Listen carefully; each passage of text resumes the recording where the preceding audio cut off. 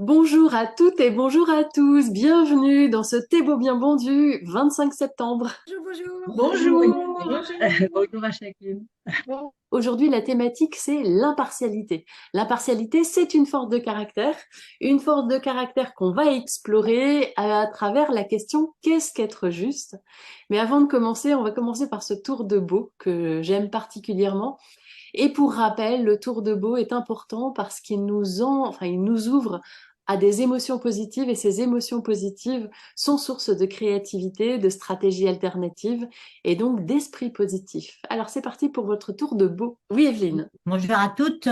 Bonjour. Alors, le beau, c'était pas uniquement ce week-end, c'était cette semaine. Donc, je l'avais dit la semaine dernière, j'ai repris avec la troupe de théâtre que je connaissais déjà. Donc, c'était que du bonheur. J'ai retrouvé mes anciens camarades de théâtre et découvert de nouveaux. Donc, voilà, ça dope bien. C'est parti pour une année théâtre. Le deuxième beau que j'ai eu cette semaine, c'était vendredi soir, la soirée d'ouverture de la médiathèque dans laquelle j'anime mes ateliers, qui vraiment a programmé un truc. Si vous avez l'occasion d'aller le voir, je vous le conseille. C'est un spectacle qui s'appelle Index de la compagnie Pyramide.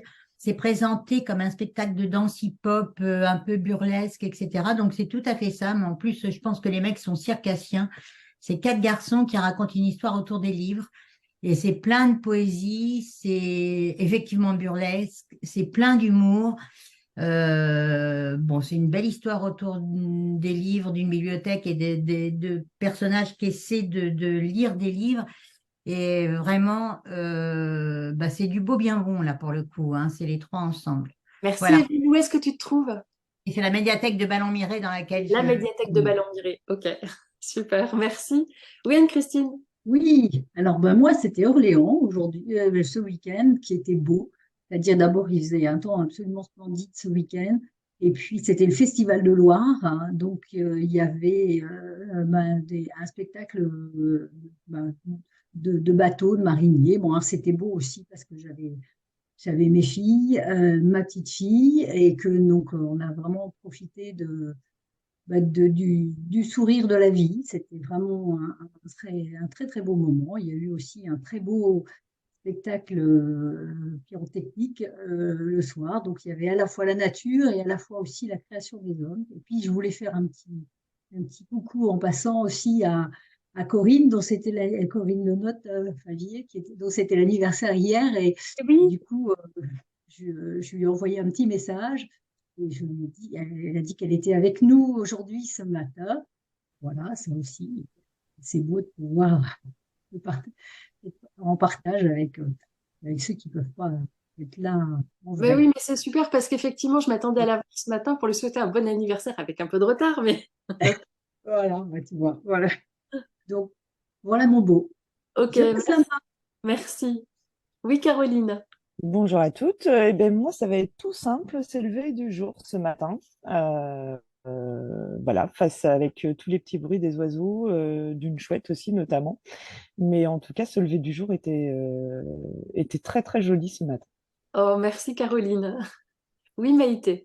Alors moi, c'est une vraie super dose puisque j'ai adopté un chien samedi. Génial. C'était pas prévu du tout, c'était mais vraiment pas prévu. Et voilà, j'ai un petit berger australien qui est arrivé dans la maison, donc c'est du bonheur en or massif. Ouais. Bon, j'espère qu'il va être calme pendant l'heure. Mais voilà, c'est un événement important parce que j'ai perdu mon papa il n'y a pas longtemps. Et c'était dans l'air du temps de se dire qu'il y aurait un chien, puisque j'ai toujours vécu avec des animaux. Mais là, voilà, ça s'est bien organisé comme ça. Et il remplit bien ma vie, là. Donc, et c'est un câlin de câlin. Donc, c'est beau, c'est bien et c'est bon. Ah bah tu lui feras un gros câlin de notre Oui, part. oui, absolument. Merci, Maïté. Oui, Sophie. Moi, mon beau du jour, ça va être ce matin. En fait, j'ai changé le produit que j'utilise pour me nettoyer le visage et j'ai acheté un hydrolat de fleurs d'oranger. Et Ah. donc, ce matin, j'ai pulvérisé cet hydrolat sur mon visage. Et alors, j'ai eu une petite impression de voyager au Maroc.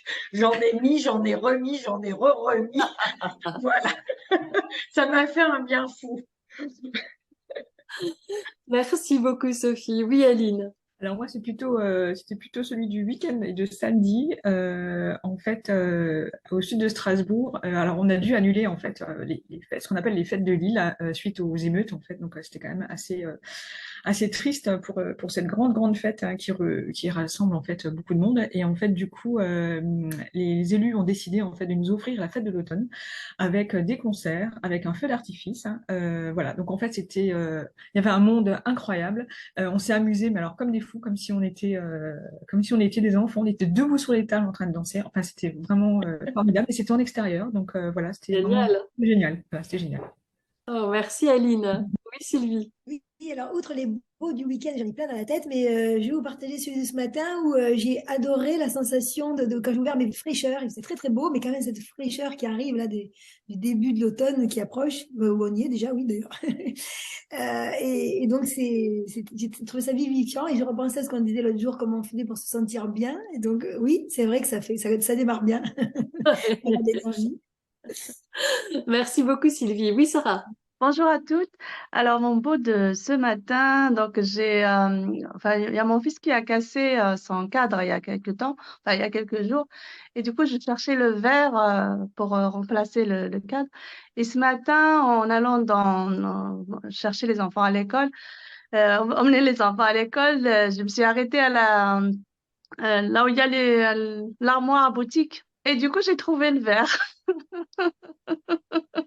C'était vraiment chouette parce que ça m'enlève une tâche, aller à chercher quelque chose et tout. Du coup, j'étais contente de D'accord. réparer le cadre.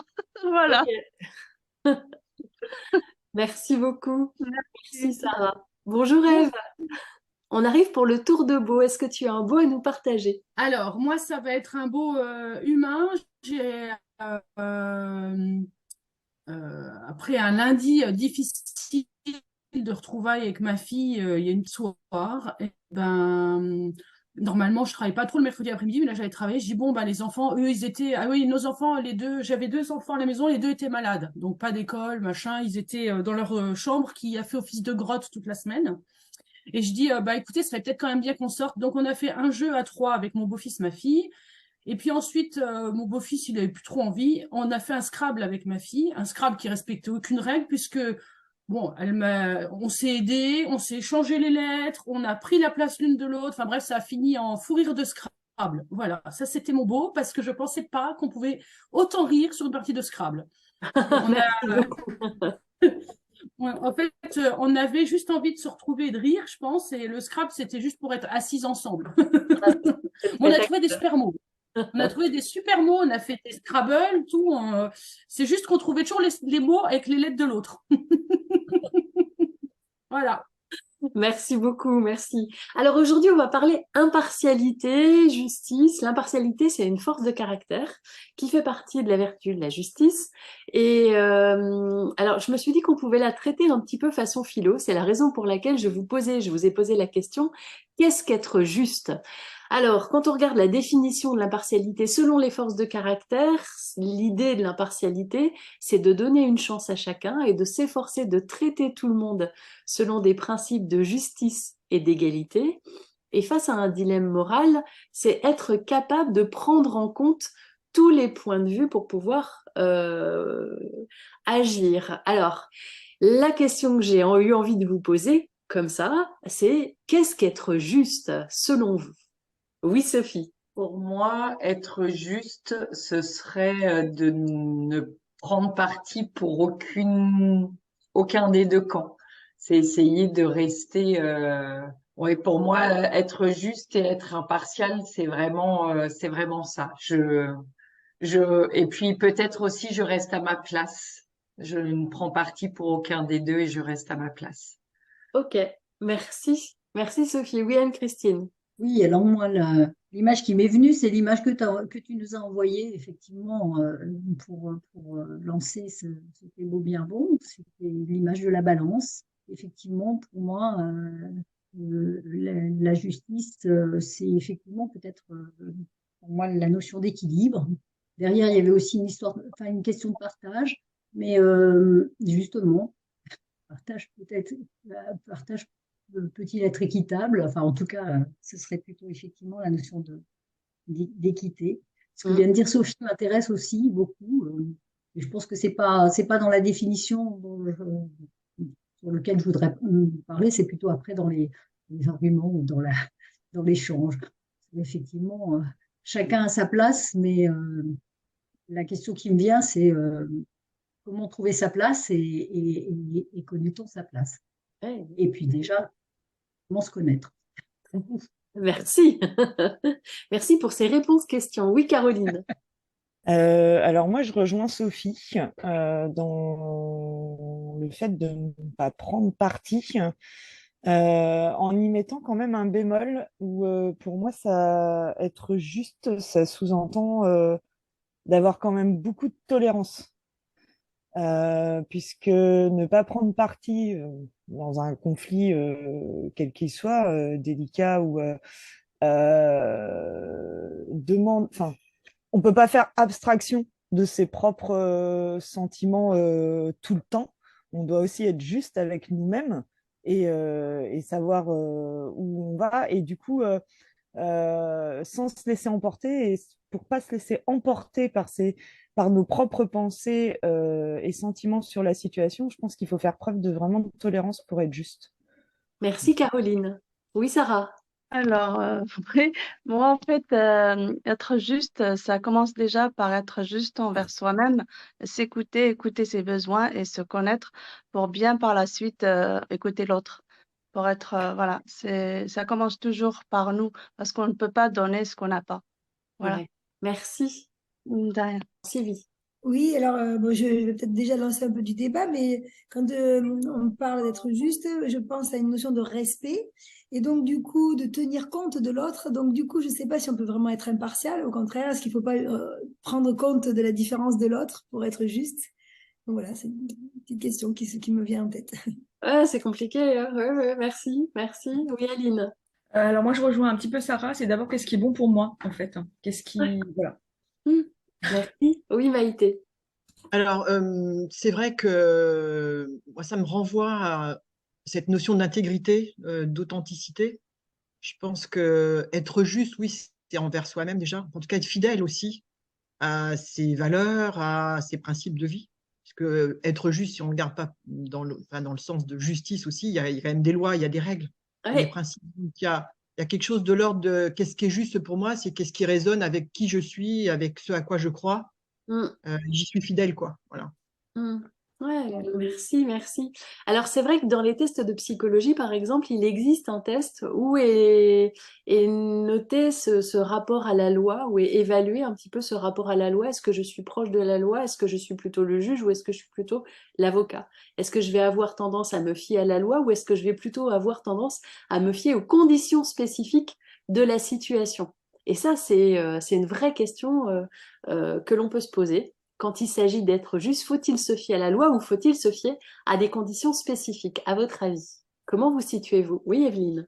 Oui, je vais juste revenir un tout petit peu en arrière, mais je vais faire le lien avec le reste. Oui, la question qui se pose, c'est être juste pour soi ou pour et avec les autres.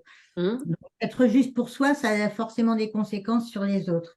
Être juste avec les autres, ça peut avoir des conséquences sur soi, comme les filles l'ont déjà dit, notamment nier ses valeurs. Et par rapport à ce que tu viens de demander, au-delà de la loi, est-ce qu'on est kantien ou est-ce qu'on est utilitariste? Est-ce qu'on a un impératif catégorique qui nous dit la morale à tout prix, la loi à tout prix, la vérité à tout prix, quoi qu'il en coûte, selon l'expression consacrée du moment? Et soit on est utilitariste et qu'on soit dans la loi ou hors la loi, on va se dire la fin justifie les moyens et la fin justifiant les moyens, ça me paraît juste de faire comme ça. Donc c'est un exercice d'équilibriste quand même parce que l'utilitarisme, il n'est pas inutile, mais poussé à tout crin, ça peut être une vraie catastrophe. On le voit, nous, sur le plan économique et politique, mais sur le plan amical ou sur le plan professionnel, c'est exactement la même chose. Donc, on est au-delà de ce qui existe, parce qu'une loi peut être injuste, en fait. Donc, il y a la loi, mais si tu fais que par rapport à la loi, que tu te cadres que par rapport à la loi et que la loi est injuste. à ce moment-là, est-ce que toi-même, tu auras été juste? Tu auras été dans la légalité, mais tu n'auras pas forcément été juste. Donc, c'est très compliqué. Et je pense que ça dépend du contexte aussi quand même, qu'on peut pas répondre de façon générale à ce type de questions et que le contexte se prête aussi à de multiples comportements et à de multiples interprétations, évidemment, suivant le packaging de chacun. Mais voilà. Par rapport à la loi, si la loi est injuste, est-ce que si tu es dans les clous, tu es forcément juste? La question se pose. Merci Evelyne. Oui, Anne-Christine. Oui, c'est vrai que c'est effectivement, déjà, qu'est-ce qu'on juge juste et qu'on juge injuste? Parfois, quelque chose qui nous arrive dans la vie qui nous paraît injuste, en tout cas à nos yeux, par rapport à notre expérience de vie, peut se révéler quelque chose qui nous fait avancer. Donc finalement, on se dit, ben, pourquoi ça m'est arrivé? On est parfois justement dans la colère, dans la révolte, et ça peut nous amener à avancer, hein, une épreuve qui nous paraît injuste. C'est pour ça que cette notion de justice est vraiment très délicate. Effectivement, par rapport aux règles de vie, de toute façon, elles sont là pour essayer justement de nous faire, enfin, il me semble, nous faire vivre en équilibre socialement, parfois économiquement, enfin, tout ce que disait Evelyne aussi. Et effectivement, après, comment les intégrer aussi dans notre expérience de vie. Moi, ma réponse, enfin, une de mes réponses, c'est qu'effectivement, ça me paraît vraiment très, très délicat d'être impartial et d'être juste, dans le sens où on est quand même conditionné, on a une expérience de vie, et c'est à travers ce filtre-là qu'on compose nos jugements. Qui dit jugement, effectivement. Et c'est vrai que c'est une question que je me pose en permanence. C'est pour ça qu'effectivement, tout ce qu'on dit les unes et les autres avant sur le fait de se connaître, pour moi, est vraiment, vraiment crucial parce que ça nous permet peut-être justement d'ouvrir les yeux sur nos filtres, sur nos idées, sur notre cheminement, pouvoir effectivement avoir une ouverture, une authenticité peut-être plus grande. Ça rassemble pas mal des idées qui ont déjà été partagées. Merci Anne-Christine. Oui, Ève.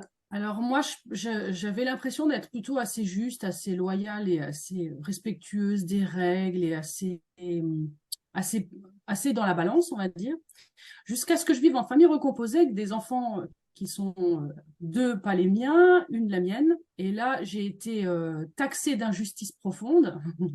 Et effectivement, il y a les sentiments, les émotions, le contexte, puisque mes beaux-enfants, remontés par leur maman, ont quand même fait, on va dire, subir au moins 1 à 2 ans très difficiles. Donc, forcément, ensuite, ta patience, elle est fortement érodée et tu agis pas avec tes beaux enfants comme même ton enfant. Hein. Tu peux faire comme tu veux. Tu aimes toujours plus ton enfant. C'est naturel, c'est humain. Et ça a été très compliqué à accepter pour moi. Le constat a été dur à accepter pour moi jusqu'à ce que je constate que même mon mari, qui a donc 2 enfants, ne faisait pas pareil avec ses 2 enfants. Et donc, parce que je me sentais pas bien en fait de ça. Et donc, moi je dirais que la justice, elle trouve vite ses limites. C'est que dès que les émotions et les sentiments s'en mêlent, il est très difficile de dire je suis juste, je reste juste. Pour moi, c'est impossible. Je vais être honnête avec vous, je pense que c'est mission impossible. Donc après, tu fais au mieux, mais c'est vraiment, voilà, c'est pas humain. C'est intéressant parce que ça nous renvoie à une question que je souhaitais vous poser, c'était comment renforcer son sentiment d'impartialité ou du moins cette force. Evelyne. J'allais dire c'est bien ce que dit Ève, je n'ai pas jugé si c'est bien ou si c'est pas bien, non, mais en fait, je vais rebondir là-dessus parce que ce à quoi je pensais, c'était ça. L'impartialité est-elle possible? Voilà. Parce qu'effectivement, Anne-Christine disait tout à l'heure, ben, il y a le jugement parce qu'il y a notre histoire de vie, notre sac à dos, notre machin, mais il y a nos émotions, mais pas que. Il y a que pour prendre des décisions, pour faire des choix, on est bien obligé de juger une situation. Ça fait partie du truc, hein, si voilà. Donc c'est un peu comme quand on nous dit, nous par exemple, on dit bah, l'animateur il doit être objectif. Bah, comment veux-tu être objectif quand tu es toi-même sujet d'une situation? Tu sais que tu ne le seras pas totalement. Donc, l'impartialité est-elle possible ou comment, ta dernière question, comment renforcer l'impartialité est-elle souhaitable? Ben, je ne sais pas comment la renforcer. Ce que je sais, c'est que, ce que je crois en tout cas, c'est qu'effectivement, il y a du jugement dans toute prise de décision et que ça, c'est un peu antinomique avec l'impartialité. Il faudrait regarder l'étymologie des mots, mais je pense que c'est un peu antinomique. Comme disait Ève, nos émotions rentrent en ligne de compte et que tout ça fait que moi, en tant que soignante, c'est pareil. J'avais toujours le premier objectif, justement, c'était d'être objective, mais je savais bien, et nous, les soignants, on sait bien que quelle que soit la situation, on l'est pas complètement. Donc, je suis pas sûre que ça soit possible. Donc, comment la renforcer? Ben, perso, là, pour l'instant, j'ai pas de réponse à la question. Si ce n'est peut-être, quand tu as la possibilité de ne pas rester seul, ne pas rester seul. Et voilà. Et partager ses idées et ses questionnements avec d'autres. Il y a peut-être que ça qui peut nuancer le truc. Ouais, ok. Alors, juste pour info, et pour répondre à ta question, l'impartialité vient donc c'est impartial, c'est-à-dire le privatif d'être partial, et la partialité, elle, vient de partialitas, donc qui voulait dire esprit de parti, tendance factieuse, et donc ça avait une connotation péjorative. Péjorative, ah oui, d'accord. L'impartialité devenait une vertu. D'accord, ok. Merci, oui, merci Evelyne. Sarah? Oui, donc je suis assez partagée par rapport à cette question, est-ce on sera avec la loi ou on suit la nôtre, si c'est bien la question, si j'ai bien compris. Donc, la loi, en fait, des fois, elle n'est pas juste. Enfin, je prends l'exemple, par exemple, des vaccins obligatoires et tout qui ont été obligés pour tout le monde, alors que voilà, il y a des personnes qui ne sont pas pour. Et moi, je vois que là, la décision juste, c'est de suivre la sienne toujours, mais sans faire mal aux autres.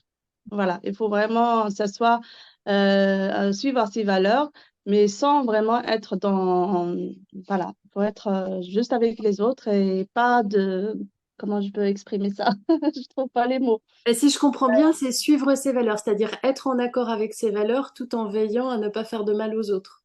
Voilà, c'est ça, exactement, tu as bien résumé. Ok. Voilà. Merci Sarah.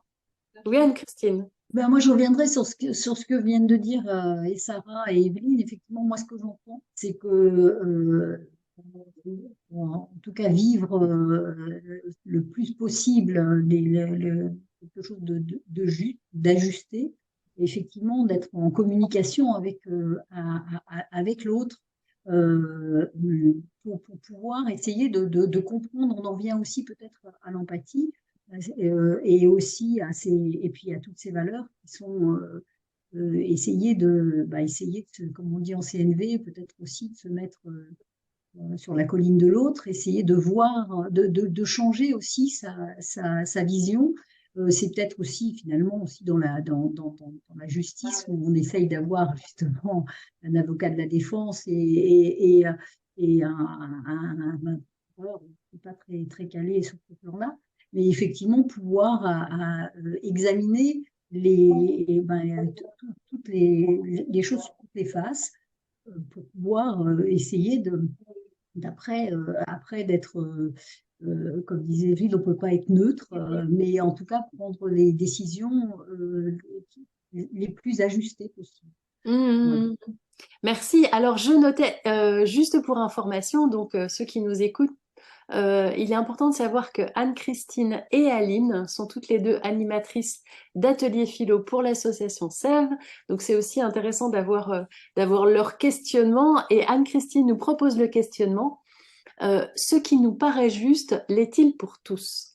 Je trouve que c'est une question vraiment très intéressante qu'on pourrait essayer d'explorer ensemble. Oui, c'est lui. Oui, je me faisais la réflexion que j'ai toujours pensé que la force de l'impartialité me touchait énormément parce que Inversement, quand quelque chose est injuste, là, je ne l'accepte pas. Enfin, ça me met très, très mal à l'aise. Et donc, je trouve ça rigolo, voilà, intriguant de réaliser que finalement, on n'arrive pas bien à définir comment être juste, alors qu'on trouve très facilement la définition de l'injustice. Quand une situation nous semble injuste, c'est une évidence, quoi, pour nous. C'est l'autre, oui. Et par contre, trouver le mode juste est beaucoup plus complexe, finalement. Donc, voilà. Peut-être que quand on parle d'injustice, on le regarde avec notre propre mirette, on est très égocentré, donc c'est beaucoup plus facile. Alors que quand on cherche à parler d'impartialité ou de justice, là on se place peut-être au-dessus avec une vision plus générale, et donc c'est là que ça devient compliqué. Oui, et puis on peut avoir une tendance à facilement juger l'autre, mais se juger soi-même ou avoir un avis sur soi-même, c'est plus compliqué. Se regarder avec objectivité. Merci Sylvie. Oui, Caroline. Ben, je vais rejoindre Sylvie, où en effet, l'injustice, elle est plus facile à voir, elle est surtout beaucoup plus perçue par nos sentiments personnels et nos valeurs que la justice, où on va se rattacher à des lois ou à des règles de communauté qui vont dire que ça, c'est juste ou pas juste. Donc, c'est peut-être plus difficile à définir, justement. Merci Caroline. Oui, Ève. Alors moi, je rebondis sur Sylvie, sur ce que disait, pardon, Sylvie, je vais pas lui sauter dessus quand même. Et en fait, elle disait que c'était plus facile de voir l'injustice que de faire la justice, ou de voir la justice. En fait, moi, j'ai plus cette sensation quand tu poses la question initialement, c'est pas d'être juge, c'est dans mes actions. Et donc d'agir sans être injuste, tu as vite l'impression que tu es dedans. Mais est-ce que tu es vraiment dans la justice? C'est beaucoup plus difficile de t'en assurer. Et c'est là où c'est compliqué. C'est que pour moi, injustice, c'est poser un jugement ou un ressenti. Voilà, ça, cette situation me semble injuste, cette loi me semble injuste, etc. C'est facile de mettre ce diagnostic. Par contre, faire la justice, c'est une action, c'est une répétition d'enchaînement que tu dois faire en restant toujours sur la bonne ligne, en respectant toujours tes valeurs et la loi et les autres. C'est beaucoup plus compliqué que de faire un constat d'injustice, en fait. Et ça, c'est ce que j'ai notamment essayé d'expliquer aux enfants. Les enfants ressentent de l'injustice en faisant ci ou en faisant ça, mais j'ai essayé de leur expliquer que j'entends bien qu'ils le ressentent, j'en suis peinée, c'est pas mon souhait, mais que c'est bien plus compliqué mon rôle qui est de faire sans me tromper et parfois ce qui ressemble comme injuste quand je repositionne mon point de vue, ah oui finalement en parlant voilà, et parfois oui c'est injuste mais c'est pas volontaire, c'est pas, enfin voilà. Et je pense qu'il y a vraiment une notion différente entre le constat, l'injustice pour moi c'est un constat, à un moment T on ressent, on constate, c'est injuste, mais la justice c'est quelque chose qui est sur le temps et sur l'action et la réflexion, et c'est ça nécessite beaucoup plus de mécanismes en fait intellectuels et autres, et c'est pour ça que c'est plus difficile à mon sens, et à définir et à faire. Merci, ça se travaille si je comprends bien. Merci. Oui, c'est comme repeindre la tour Eiffel, quand tu as fini en bas, tu reprends en haut. Oui, Anne-Christine, alors qui est donc notre animatrice d'atelier philo en Bretagne. Voilà, alors, puisque je suis animatrice d'atelier philo, il y a des règles justement dans les ateliers philo et dans mes ateliers philo, en tout cas. J'espère qu'elles sont justes. Il y en a une qui dit que quand il y en a un qui n'a pas eu beaucoup la parole, on lui passe le disque de la parole. Donc je propose, comme Aline n'a pas beaucoup parlé, que je suis déjà beaucoup intervenue, de lui passer la parole avant. Bon, alors ça On tombe dira bien. si elle s'est juste ou pas.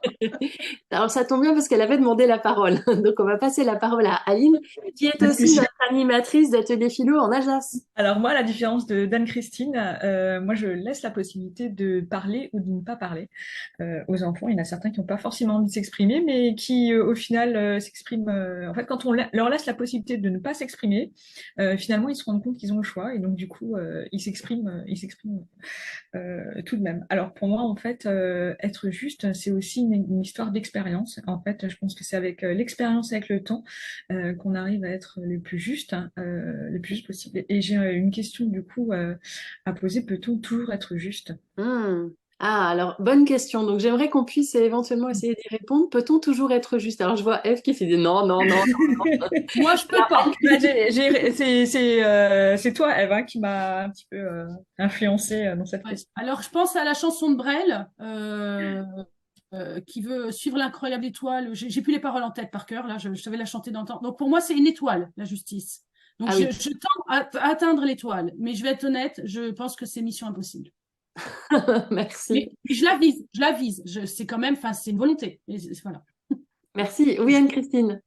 C'est ce que j'entends, en tout cas à travers ce que tu dis, Ève, c'est qu'effectivement, il y a de l'élan et il y a de l'envie. Et c'est quelque chose qui te meut et qui te donne effectivement de l'énergie, puisqu'on en a parlé la semaine dernière. Effectivement, aller vers la justice, bon, ça te paraît difficile, mais encourageant. Moi, je reprendrai un petit peu ce que disait Elisabeth tout à l'heure par rapport on parlait des autres et de soi. Moi, je pense que il me semble que c'est pas facile toujours d'être juste aussi par rapport à soi, parce que parfois on a des regards qui sont pas toujours ajustés par rapport à qui on est. C'est pour ça que on en parlait au début. C'est vraiment important de se connaître. C'est vraiment important de développer cette capacité de communiquer. Et effectivement, comme on le vit dans les ateliers philo avec les enfants, c'est vraiment important de découvrir qu'on pense et effectivement que ces pensées peuvent être justes ou pas justes, différentes en tout cas. Vraiment, c'est pour ça que j'ai dit ce qui nous paraît juste, l'éthique pour tous, c'était effectivement une question. La première question que j'avais posée dans le chat, c'était justement peut-on être juste? Donc c'est exactement là. J'ai pas mis le toujours parce que c'est vrai que toujours me paraît toujours un petit peu justement encore plus difficile à trancher dans une discussion et dans un débat. Mais effectivement, c'est vrai que il y a vraiment un grand travail de communication et d'écoute. Ouais. Alors, je mettais justement dans la discussion, quelles sont aussi les situations qui challengent votre sentiment de justice ou d'impartialité? Qu'est-ce qui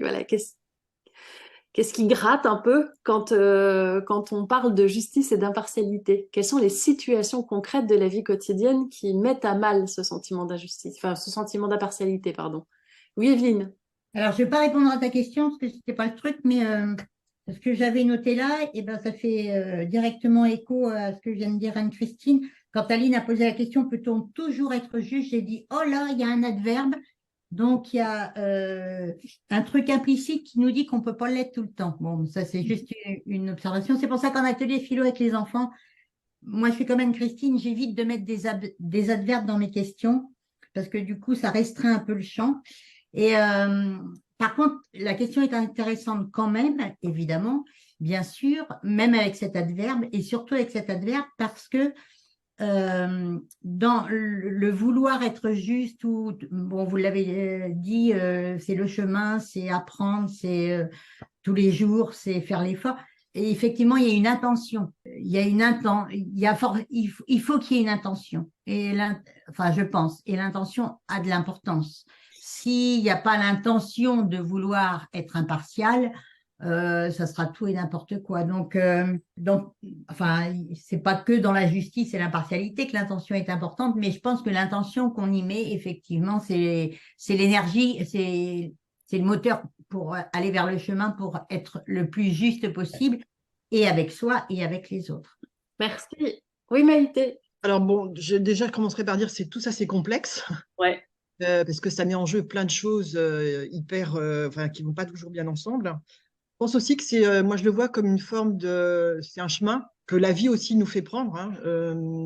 Quand je dis que c'est complexe, c'est parce que ça nous renvoie à plein de choses que peuvent être bien évidemment nos engagements personnels, encore une fois nos valeurs, mais ça peut être aussi lié à l'environnement dans lequel on est, ça peut être aussi des confrontations à des religions, à des valeurs différentes. Donc c'est un questionnement permanent. Et je pense aussi alors je crois que c'est un peu la réponse à la dernière question, c'est Alors, d'une part, le fait de pouvoir expliciter qu'est-ce qui nous fait dire que c'est juste dans une forme dans une forme de générosité, pas en disant c'est comme ça que je vois les choses et c'est comme ça. Non, mais de dire, bah voilà, je vous dis pourquoi je trouve que ça, c'est juste pour moi. Déjà, ça aide à mieux, en tout cas, à mieux le vivre, si je puis dire ça comme ça. Ensuite, je pense que le être juste, c'est d'autant plus difficile quand, pour moi, quand il y a un vrai lien avec des émotions. Je crois que ça a été dit tout à l'heure. Quand on est dans quelque chose où l'émotion est là, ben, j'ai envie de dire notre espèce de balance ou notre aiguille, peu importe, l'équilibre, il vacille, quoi. Et donc, c'est là où c'est difficile. Et puis, une deuxième chose, je trouve, qui est importante, c'est les conséquences de qu'est-ce qui fait qu'on dit que c'est juste ou pas juste. Et là, du coup, c'est là où on peut être justement complètement, on respecte pas la loi d'ailleurs, parce que on se dit bah oui, si c'est la loi, là, je sais pas, je prends des exemples, hein, vous avez un PV sur la route, bon, vous avez toutes les bonnes circonstances pour dire que oui, un moment d'inattention, il y a eu quelque chose, bref. Donc je pense il y a aussi ça qui fait que c'est un exercice difficile et que forcément il n'y a pas la bonne solution. Et puis j'ai envie de dire aussi que peut-être la vie, en tout cas en termes de chemin, fait que on peut mieux appréhender. En tout cas, on est plus, enfin en tout cas on se sent peut-être plus, comment je vais dire ça, assertif. On a peut-être suffisamment d'estime de soi pour évoquer, dire ce à quoi on croit en termes de justice et de juste. Et puis, un petit point particulier qui est, je trouve, moi, en vous écoutant là tout à l'heure, je me disais, ça me renvoie à quand on est manager. Et quand on est manager, ben justement, on prend des décisions, enfin bon, bref, on fait plein de choses. Et souvent, enfin, je sais pas si ça vous est arrivé, mais on se dit, mais est-ce que c'est juste que je suis en train de faire et de dire?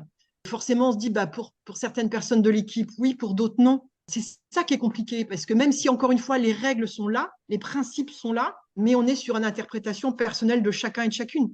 Donc, du coup, c'est un exercice difficile. Donc, pour moi, c'est vrai, vous l'avez dit, le communiquer, exprimer, voilà, faire aussi prendre conscience à l'autre que bah, moi, je vois ça comme ça. Donc ça peut être une façon voilà, d'aller vers quelque chose qui est plus, je sais pas si je peux dire juste, mais en tout cas, qui exprime ce qu'on peut mettre derrière juste. Voilà. En tout cas, c'est pour ça que je dis que c'est complexe parce que il y a plein d'enjeux derrière, quoi. Merci beaucoup. Sarah, dans le chat, qui nous dit, parmi les situations qui challenge son sentiment de justice, il y a les rôles dans le couple, avec un grand sourire. Et on a Eve qui nous dit, voilà, tout le monde l'a compris, la parentalité en famille recomposée, elle ne supporte pas l'injustice et donc elle essaie de mettre son énergie dans ce sens. Oui, Anne-Christine. Dans ce qui gratte, moi aussi, c'est effectivement, enfin, je me retrouve vraiment dans ce qu'a dit Maïté aussi, et dans le mot qui était, le premier mot qui m'est venu hein, quand j'ai vu le thème d'aujourd'hui, c'était effectivement la question d'équilibre, d'équilibrisme même. Effectivement, toujours essayer de rester, parce que effectivement, quand mes valeurs me semblent bafouées ou dépassées, bah forcément, ça frotte et ça me fait vivre des émotions. Alors après, la question, c'est est-ce que mes valeurs sont justes? En tout cas, à mes yeux. Voilà, c'est vrai que quand il arrive quelque chose dans la vie, c'est comme Ève, hein, ça me meut. Du coup, ça me fait bouger, ça me fait avancer. Alors, est-ce que ça me fait avancer de façon juste? C'est aussi encore une vaste question. C'est pour ça que ce que tu nous as lancé comme défi ce matin, Ah ouais. ça peut se relancer même la semaine prochaine. Vous êtes très forte. Hein, Merci pour vos réponses. Oui, Eve. Alors moi, je choisis donc de toujours faire le juste. Ça ne suppose pas que j'y arrive toujours, mais en tout cas, j'essaye de toujours faire le juste. Et à commencer, alors je rebondis, je ne sais plus qui a parlé de soi-même, mais à un moment, j'ai constaté que là où j'étais le moins juste, c'était envers moi-même. L'intransigeance et la dureté du jugement le plus fort, c'était envers moi-même. J'ai donc déjà commencé par m'autoriser à pas toujours réussir ce que je fais. Et parmi ça, le juste, et à me parler plus gentiment, voilà, parce que quand on commence à avoir un peu de bienveillance envers soi-même et à avoir un petit peu de justesse, plutôt que de justice, mais essayer d'être dans la justesse envers les autres, ça commence, enfin, chez moi, ça a commencé par être juste envers moi-même. Voilà, donc je suis toujours sur le faire de la justesse, mais d'Enagan, rien de trop, voilà. Pour un petit peu me permettre en fait des fois de me tromper, parce que si je tolère pas mes erreurs et si je suis trop intransigeante envers moi-même, je vais me décourager, je vais les baisser les bras. Donc voilà, je suis plus dans cette optique de toujours le faire et accepter d'y tendre et pas toujours atteindre l'objectif. Merci, merci. Oui, Aline. Alors moi en fait j'ai envie de répondre à la question peut-on toujours être juste, hein, puisqu'en fait c'est un peu personnel aussi. C'est même s'il y a il y a une intention, moi ça m'est déjà arrivé de penser être juste, mais d'avoir agi sous le coup des émotions et donc de me rendre compte par la suite effectivement que mon action ou ce que j'ai fait effectivement n'était pas forcément juste, mais que j'ai agi sous le coup de l'impulsivité et un petit peu forcé par une émotion qu'est la colère. Merci. Oui, Sylvie. Oui, je repensais à la question, quelles sont les situations qui challengent votre sentiment de justice? Je pense que c'est vraiment un des mots que j'avais dit, que j'avais associé dès le début, c'est une histoire de respect. Si on vient, si on ne respecte pas la personne en soi ou ma propre personne, alors là, je vais de suite déclencher un sentiment d'injustice. Donc, je pense que c'est ça, moi, personnellement, qui va me mettre sur cette notion de justice ou d'injustice, le respect de l'autre. Donc, je pense que je serais beaucoup plus avocate que juge, en fait. Ah, ok. Alors ça, c'est intéressant parce qu'en test de personnalité, ça nous donne une tonalité.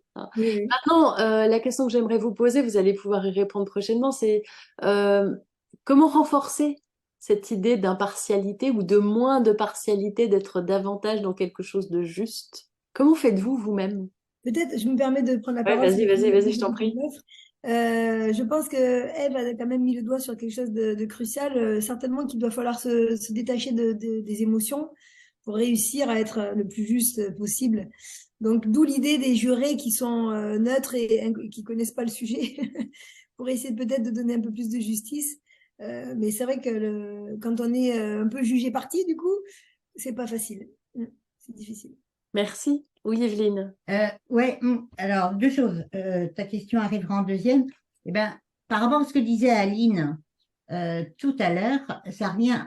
J'ai l'impression que ça revient un petit peu à ce que je disais au début. Si on est juste pour soi, il y a des fois ça a des conséquences pour les autres. Donc, bah oui, voilà. Donc, je suis pas sûre que l'équilibre soit toujours facile à trouver, mais ça, on l'a déjà dit. Mais c'est un peu ce que disait Aline. J'ai pris une décision, mes émotions rentraient en ligne de compte. Bah oui, parce que les émotions, de toute façon, elles sont là. Et finalement, c'était pas juste. Oui, être juste pour soi, ça peut avoir des conséquences pour les autres. Entièrement d'accord avec Eve pour dire que effectivement, faut d'abord penser à soi si on veut essayer d'aller vers l'autre et donc d'être juste avec les autres. Et justement, comment renforcer l'impartialité? Tout à l'heure, je te disais, je sais pas, mais je me dis de plus en plus en essayant de se connaître soi-même, justement.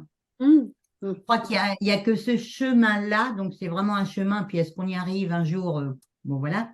Si quelqu'un a la réponse, ça serait bien qu'il nous la donne, ça nous ferait du bien. Mais en tout cas, voilà, oui, ça rejoint aussi un peu ce que disait Ève, c'est-à-dire que on part de soi et on essaie de se connaître soi-même. Et puis, voilà, il y a que ça. Et se connaître soi-même, je sais plus qui, Sylvie, oui, disait, faut laisser tomber les émotions. On peut pas. Donc, se connaître soi-même, c'est aussi connaître ses émotions et puis apprendre à essayer de les gérer au mieux dans des situations à peu près, voilà, parce que quand les situations sont paroxystiques, ça paraît compliqué, mais ouais, essayer de se connaître soi-même le mieux possible peut-être améliorer nos bonnes intentions et notre impartialité. Merci Evelyne. Oui, Anne-Christine, pour le mot de la fin, on va dire. Voilà, oui, moi je me sens vraiment en alignement avec ce que vient de dire Evelyne, et puis ça vient vraiment. Moi, je pense on est vraiment toujours dans l'interprétation des situations, et moi, ce qui m'aide à renforcer, enfin, je m'efforce à ça, c'est justement décrypter ces interprétations et pouvoir justement prendre un petit peu de recul par rapport à ça et me dire, bah, finalement, c'est peut-être moi qui interprète ou cette personne a interprété ça comme ça, et c'est vrai que ça m'aide à faire un petit pas de côté ou à prendre un petit peu de hauteur. Et parfois, ça m'aide aussi justement à laisser retomber, aussi à prendre conscience de mes émotions et me dire, bah, c'est peut-être à cause de ça que je réagis comme ça. Et du coup, je reviens toujours à mon équilibre. Et j'arrive parfois c'est vraiment une gymnastique pour moi. Et effectivement, on n'a jamais fini. C'est comme disait Ève tout à l'heure, effectivement, c'est une visée philosophique. En tout cas, c'est une question, c'est sûr.